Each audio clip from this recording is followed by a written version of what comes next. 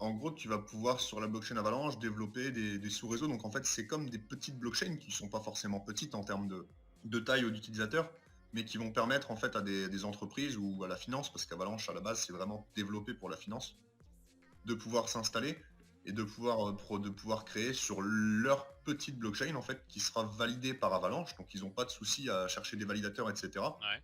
Ils pourront développer leur propre langage, c'est-à-dire tu peux être EVM, tu peux être AVM, Avalanche compatible, et ils peuvent créer leur machine virtuelle et leur langage dessus. Donc ça peut être pour des entreprises privées qui veulent un espace de travail sur la blockchain. Ça va permettre à tout un chacun et rendre peut-être accessible plus facilement si, je pense que voilà, de toute façon c'est dans leur idée, mais de rendre accessible avec un cahier des charges bien spécifique l'accès à la blockchain. Et notamment l'accès pour des entreprises qui veulent développer des applications décentralisées, non? Ah bien sûr, ouais, justement, ouais. Parce- Selon leur propre cahier des charges à elles, sur leur subnet à elles. Et ça pour le Sans coup. avoir, Et ça sans pour. avoir à se Ouais, vas-y, soucier, vas-y, du coup, excuse-moi. sans avoir à se soucier du coup des problèmes de sécurité, de Ouais. validateurs, etc. que la blockchain mère en fait aura déjà géré au préalable. Et du coup, ça amène un petit peu ma prochaine question. Est-ce que ça fait d'Avalanche un réel. Est-ce que ça procure à Avalanche plutôt un avantage réel par rapport à Ethereum, ou est-ce que c'est possible aussi de faire ça sur Ethereum? Non, il y a pas du tout de subnet dont ils en parlaient. Il y a les ZK Rollup, ça faut que Augustin il en parle parce qu'honnêtement, j'ai pas la moindre idée de ce que ça va être. Ils ont les Layer 2 qui permettent de soulager en fait le Layer 1, mais c'est purement tu développes pas quelque chose d'autre. C'est EVM compatible et c'est tout. Il me semble que tu peux pas faire autre chose que ce qui est prévu sur Ethereum. Tu développes en Solidity et tu es soumis en fait à ce qu'Ethereum te propose. Juste tu bénéficies d'un deuxième chemin qui te Ouais, permet et on en d'éviter avait de discuté surcharger en d'ailleurs fait la des blockchain différentes, principale. enfin très vaguement à la dernière conférence, des différentes manières de soulager un petit peu le layer 1 en faisant du layer 2. Et il me semble qu'il y avait effectivement une manière de faire du layer 2, parce qu'il y a différentes manières de faire, qui consistait justement à créer des sous-blockchains. Alors Augustin, corrige-moi si je me trompe, mais il me semble pas qu'on ait évoqué le fait de pouvoir développer quelque chose dessus, que c'était justement ce que tu viens de dire.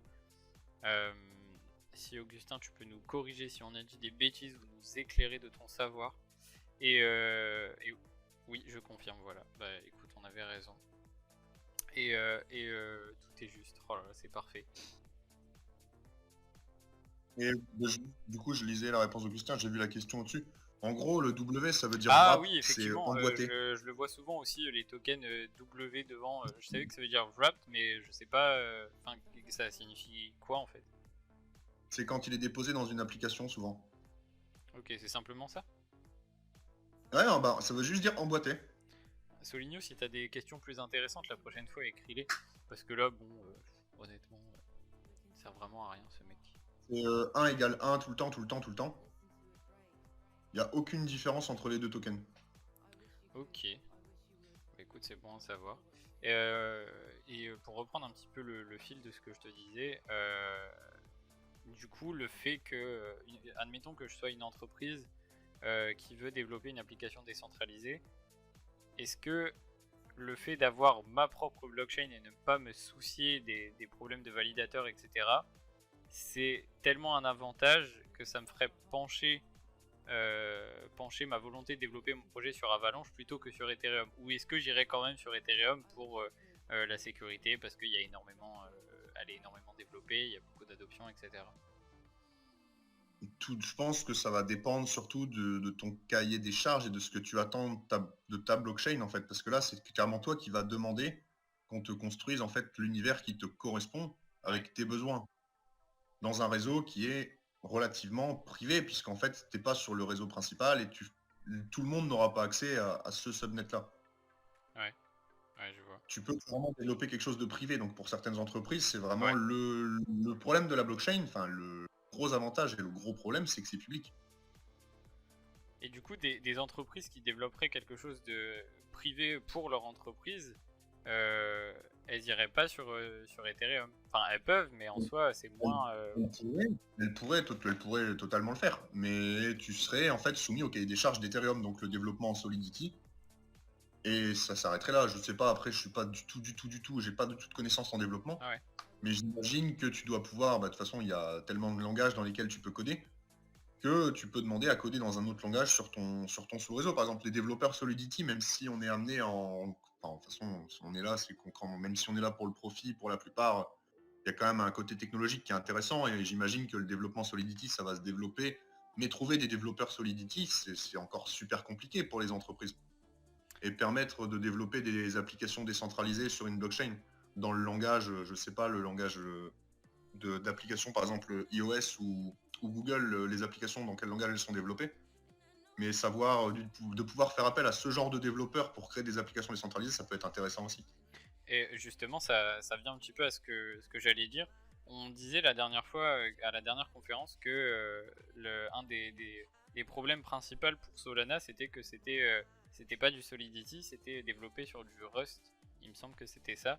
Et que justement, ça compliquait encore un petit peu plus les choses parce que c'est pas forcément un langage qui est favorisé par les développeurs. Pareil, Cardano, il me semble que c'est développé sur un autre langage. Le fait que je savais pas que sur les subnets, en fait, les entreprises ou n'importe qui pouvait aller jusqu'à choisir le langage de développement. C'est assez incroyable quand même. Tu pourras pouvoir développer, en gros, tu pourras développer ce que tu veux. C'est comme si tu crées une petite blockchain, Ouais, en c'est fait. ça, tu fais tout de Tout A à Z. simplement.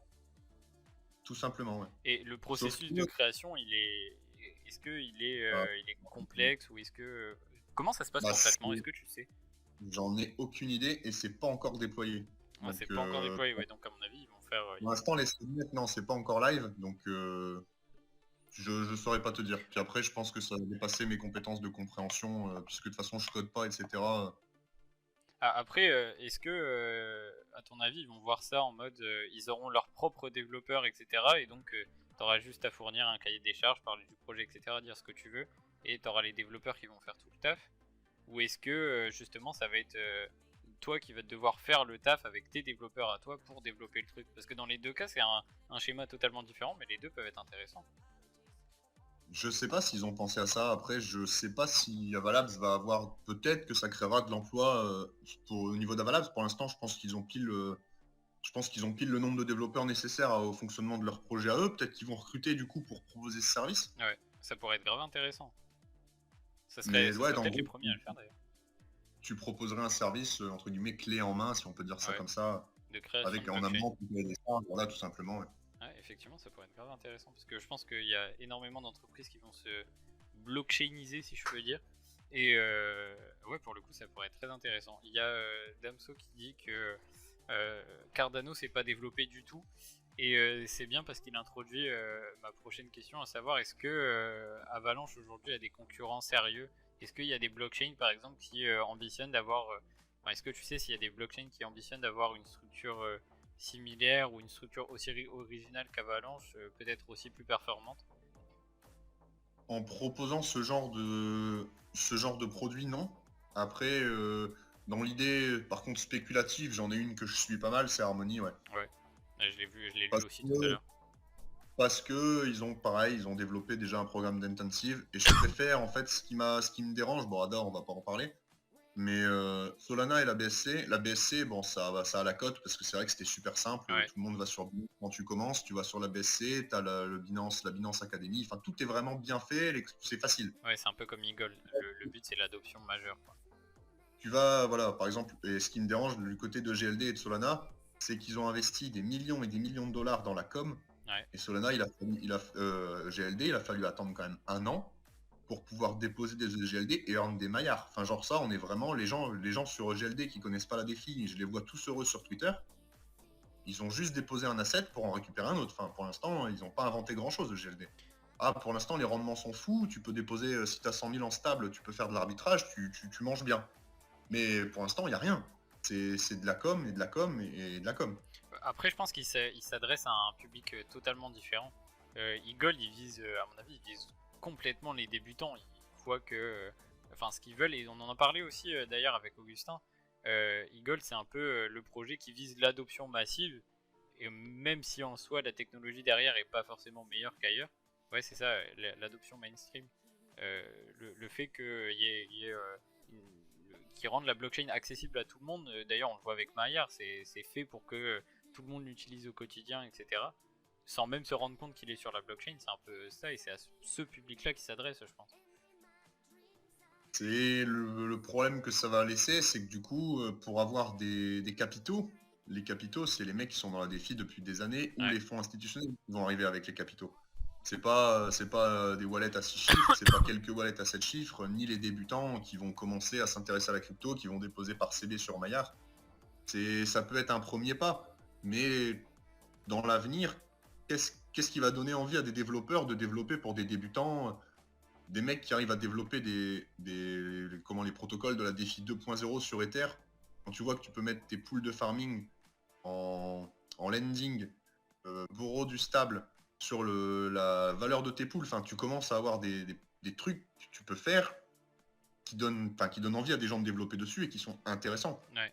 Le fait de faire là c'est le Maillard, c'est complètement différent, c'est pas un fork BSC.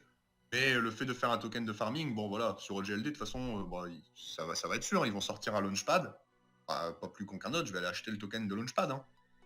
Oui, non, bah oui. Mais à côté de ça, qu'est-ce qui va donner envie à des développeurs confirmés de développer des réelles applications, des vrais protocoles qui vont apporter beaucoup à la finance? Ouais. Bah, d'ailleurs, c'est un petit peu. Il y a beaucoup de détracteurs d'e-gold malgré le fait que ce soit très populaire, etc. Parce que justement, il y a toutes ces questions-là qui rentrent en jeu et qui font que le projet, finalement, en soi, comme le dit Damso, enfin pas Damso, mais on s'est compris, la tech est pas extraordinaire, mais en soi, le business est scalable.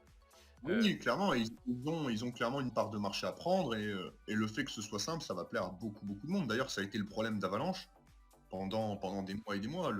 Rien que le fait de faire, en fait, c'était pas si compliqué. Tu faisais juste Binance X-Chain. Sur l'Avalanche Wallet, tu passais de la X-Chain à la C-Chain et C-Chain MetaMask. C'était en fait une fois que tu l'avais fait 2 fois, c'est tout. C'était une routine habituelle. Mais ça faisait peur à beaucoup, beaucoup, beaucoup de monde.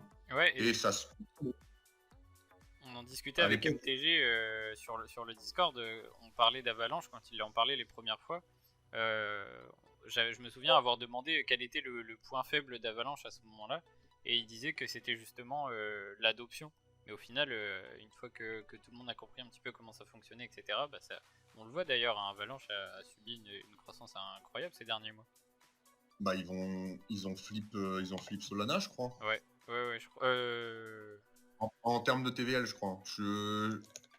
Peut-être. Mais déjà, Je suis là, plus ils doivent être. Non, pas encore, Augustin, il nous dit. Pas encore. Ouais. Putain. Ils Ça doivent va être, pas tarder. ils doivent être combien là en tout en market cap? Ils sont top 10? Ouais, ils sont passés. Après, je sais pas s'ils sont encore là, vu que je sais que par rapport à hier, il a baissé un peu Avalanche, mais il doit être dans le top 10, ouais. Il y était hier en tout cas, ça c'est sûr. Ouais, c'est incroyable. Là, il est 10e, ouais. Mais là, après, là, on rentre purement dans la phase débile. Hein. Est-ce qu'Avalanche est surévalué? Je pense pas par rapport au reste, mais Ouais. comme tout le marché, je pense que c'est surévalué. Après, quand tu regardes j'aime bien, c'est pour ça que que j'ai un bon bag par exemple de Joe. C'est à la fois c'est un des tokens d'Avalanche, donc forcément je les ai connus dès le début, c'est un petit point sentimental, mais c'est le fait que Joe ce soit 6 milliards de TVL et la market cap c'est 300 millions. Bah, Tu regardes continue de tu chill regardes mon bac, j'ai un peu de Joe, donc vas-y. non mais tu regardes Redium c'est quasiment 1 milliard de cap et la TVL elle est vraiment pas si énorme que ça quand tu compares en fait avec justement ce genre de projet. Et le potentiel, c'est plus spéculatif en espérant un up de ce point de vue-là. Et pour moi, tout est surévalué actuellement. Genre, j'investirais pas à long terme maintenant. Mais à côté de ça, ça reste, quand tu regardes un peu plus en profondeur, moins surévalué que le reste, on va dire. Faites-moi pump mes PFI aussi. Voilà, j'en ai plus. Ça date de MTG aussi, ça, les PFI, j'en ai plus non plus. Terminé les PFI. Est-ce que, à part Solana, parce qu'on a pas mal comparé à Solana, est-ce que tu vois d'autres blockchains qui peuvent être potentiellement des concurrents à Avalanche? On voit souvent Luna aussi. Luna, j'en ai entendu parler. J'ai entendu parler de Mina aussi. Mais j'ai pas eu le temps de creuser honnêtement là. Puis en plus avec avec la saison débile où tu as juste à cliquer sur un bouton, rentrer dans un fork Ouais, home, ça donne pas trop envie de s'intéresser à la tech. ouais, c'est vrai, je comprends très bien. Et j'ai entendu pas mal parler de Luna, ouais. Ouais. Et beaucoup de gros comptes, mais pas des gros comptes chill dégueulasses, des comptes assez réfléchis qui disaient justement que c'était aussi très intéressant. Ouais. Ouais, j'ai entendu la même chose, du coup j'en ai acheté un petit peu. J'ai fait absolument ce qu'il faut pas faire, j'ai pas encore fait mes recherches de mon côté, mais j'en ai entendu aussi pas mal parler. Et par contre, je crois pas qu'il y ait une architecture aussi particulière que celle d'Avalanche. Augustin, corrige-moi encore si je dis des bêtises, parce qu'il me semble que tu connais un petit peu Luna, un petit peu plus que nous. Mais à part Luna ou d'autres blockchains, t'as pas forcément d'équivalent en termes de structure qui pourrait concurrencer Avalanche. Dans l'idée de développement du projet, je pense que c'est les seuls à proposer ça. Est-ce que tu vois des points faibles maintenant à Avalanche, à part la sécurité, comme on a pu dire. J'ai lu 3-4 articles et c'était le point qui revenait le plus souvent qu'Avalanche, justement, un de ses points faibles, c'était la sécurité. Bah, c'est la sécurité parce que justement, on n'est pas encore, on n'a pas assez de validateurs pour pouvoir, Ouais, c'est ce qu'on disait au début. enfin pas concurrencer. J'aime pas ce mot-là parce que, enfin même amoureux ou pas, il y a rien qui va concurrencer Ethereum ni aujourd'hui ni quand ils seront passés en proof of stake de toute façon. Mais c'est vraiment en fait la scalabilité, le problème des blockchains, c'est ça, ça va être de trouver le nombre de validateurs nécessaires pour sécuriser le réseau. Et pour l'instant, on n'en a pas tant que ça. C'est pas si énorme, 1000 validateurs. C'est une problématique intéressante parce que ça permet aussi, de notre côté, quand on fait nos recherches, de regarder un petit peu quels sont les points faibles d'une blockchain. C'est pas forcément un truc que j'aurais regardé au départ, le nombre de validateurs nécessaires, mais du coup, c'est un indicateur pas mal pour évaluer une blockchain, j'imagine. Bah, c'est dans la durée, oui. Ouais. Dans la durée, je pense que c'est quelque chose de pas mal. Parce que Est-ce que pour toi, tu vois plutôt un futur multi-chain, ou est-ce que tu penses que une blockchain comme Ethereum dominera absolument tout et les autres blockchains finalement resteront complètement minoritaires? honnêtement, je sais pas, parce que avec tous les bridges maintenant, t'as plus la même. C'est plus si compliqué que ça de passer d'une blockchain à l'autre. Ouais. Je vois vraiment quelque chose de multi-chain comme on peut l'avoir maintenant, ou forcément, par contre, là, il y a beaucoup trop de blockchains, là, Ouais. hein. Genre, je suis facilement en citer 10-12. Ça m'étonnerait que les 10-12, elles soient encore là, si jamais, si on reconnaît un cycle et on se revoit dans 4 ans. Ça m'étonnerait que, genre, t'aies encore HTR, Mina, Luna, Avax, Sol, enfin, là, si, Solana, BSC, je m'inquiète pas. Mais que toutes les, mêmes ou Harmony, enfin, c'est compliqué de se dire qu'elles seront toutes là. Mais il y en a qui vont réussir à tirer leur épingle du jeu sans trop de problèmes. Il va falloir qu'elle se spécialise dans quelque chose de particulier, tu penses? Je sais pas. Honnêtement, je sais pas, parce que ça va être peut-être beaucoup à l'expérience utilisateur, parce qu'à moins d'être un amoureux fondamental de la technologie, à partir du moment où tu as une sécurité nécessaire pour attirer des gros fonds, Mhm. et plus tard, la finance, le but c'est quand même d'attirer aussi la finance traditionnelle. À partir du moment où tu peux leur prouver une sécurité nécessaire, ça va être beaucoup l'expérience Augustin utilisateur finalement était qui va d'accord jouer, j'ai avec toi sur l'impression. le fait que ça allait être un futur multi-chain, mais ouais, on n'a pas eu forcément ce débat à savoir si ce qui allait jouer finalement, ça allait être vraiment la tech pour attirer un petit peu la finance traditionnelle et les gros fonds, ou ça allait être la question de l'adoption dans ce cas-là, où en vrai ça serait des blockchains totalement différentes qui tireraient leur épingle du jeu selon ce qui va être le plus important, parce que pour le coup il y en a beaucoup. Bah, Eagle, c'est l'exemple parfait. Bah écoute frérot, je te remercie énormément. Les gars, si vous avez des questions, n'hésitez pas, c'est le moment. C'est vraiment le moment, surtout qu'il est très demandé sur Twitter depuis que c'est un influenceur, donc il faudrait lui demander là. J'ai reçu un message en même temps, pardon. Si vous avez des questions, c'est le moment, frérot. Je te remercie vraiment beaucoup pour cette petite conférence. C'était super cool.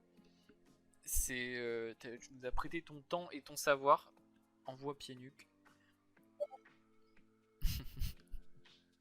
Merci beaucoup. Et puis, c'est un peu chinois lol, mais c'est Non, mais de rien, bah écoute de rien. frérot, Après, si vous avez des questions sur les protocoles déployés sur ouais, Avalanche, je les connais peut-être un peu plus que la technologie pure d'Avalanche. Je suis pas un gros fan de tech C'est plus des questions un peu, bah, vous avez des questions sur tout et rien, N'hésitez ou pas je ne sais quoi. Hein, à le DM, mais après, après ça va être compliqué. Ah, honnêtement, Ouais, c'est vrai pour le coup. franchement, je trouve que je suis Cortana disponible en DM. Mais ça commence vraiment à prendre du temps. Déjà que Franchement, là. moi pour t'avoir ça a été un petit peu compliqué, mais à chaque fois tu me répondais et tout, non c'est vrai. J'ai dit que t'étais un giga influenceur et que c'était compliqué pour t'avoir, mais non. En vrai je suis médisant, tu réponds tout le temps. Bah écoute... Non, merci franchement, beaucoup, je suis frérot. disponible, ouais. Je te remercie vraiment. Y a pas de souci. Très honnêtement, c'était très très cool et je suis content que t'aies pu venir. Je suis content que t'aies pu nous parler un petit peu d'Avax. Pardon, j'ai pas entendu. Pour l'invitation, gars. Merci à vous pour l'invitation.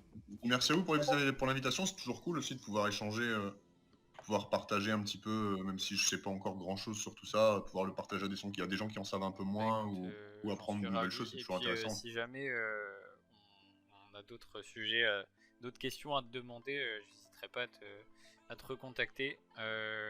Pour nous les frérots, on va se retrouver du coup samedi pour parler de Solana. On va bien faire le parallèle avec Avax, du coup ça va être grave cool aussi.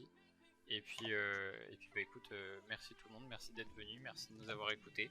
Et puis encore une fois, merci frérot, merci Quentin. C'est la première fois que je dis merci à un Quentin en m'appelant Quentin. Ouais, de ouf, exactement. Ça fait bizarre de dire son prénom. Une bonne soirée, et puis à bientôt.